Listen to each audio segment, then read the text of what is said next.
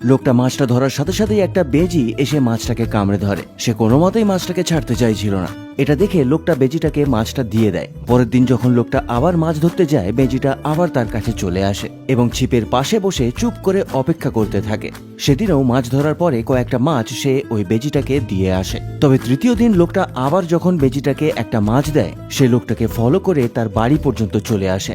বাড়িতে আসার পরে লোকটার স্ত্রী বেজিটার জন্য কিছু খাবার তৈরি করে দেয়। এরপর থেকে বেজিটা স্নান করার পরে তার স্ত্রীর কোলে উঠে তার প্যান্টে ঘষে ঘষে গা মুছে নিত।